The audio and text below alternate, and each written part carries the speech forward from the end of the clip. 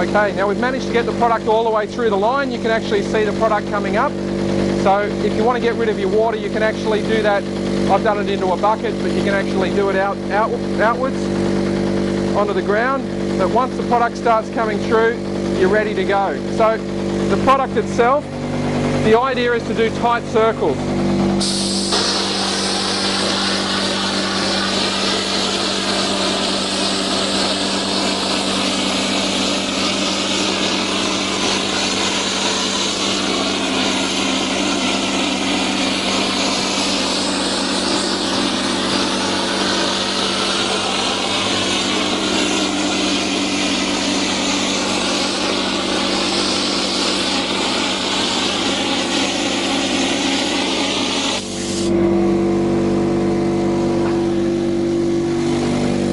Turn this machine off. Okay, sorry, very noisy exercise, but as you can see, the RTX sprayer really does throw a lot of product out. The idea is to work in tight circles and to work from top to bottom, left to right. And what you'll find is you'll get nice coverage.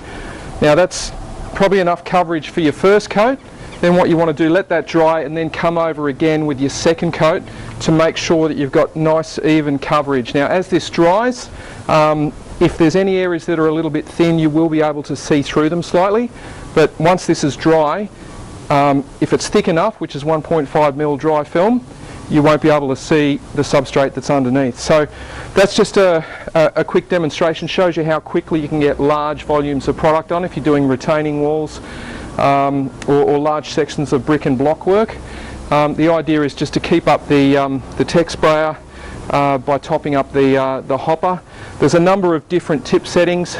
You just need to experiment until you get the best tip setting. But this one seems to be giving us pretty good service.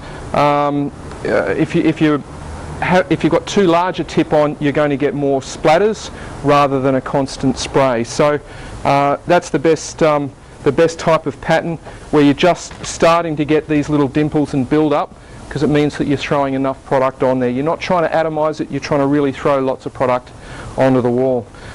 Okay, now I'll just show you the clean out procedure. The clean out procedure is reasonably straightforward, but it is a little bit messy, but it's really important that you follow the clean out procedure, otherwise it's going to be a nightmare with the machine itself. So ideally what you're trying to do is you're trying to get your product through, but you don't want lots of air. It's the air that's actually turning it on.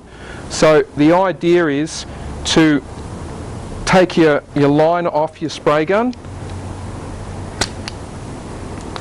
take your hose off, put it back over your bucket,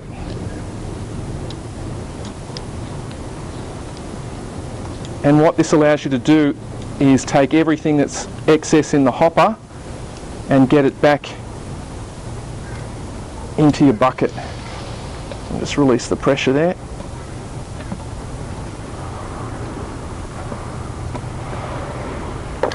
Okay.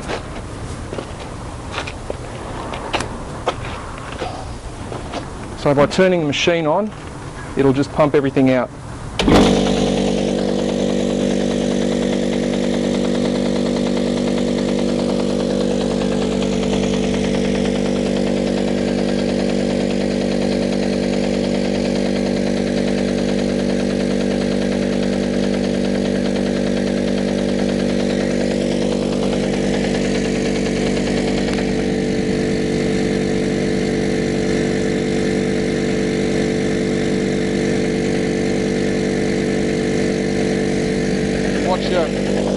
What you may need to do is hold the primer button in to get the flow happening.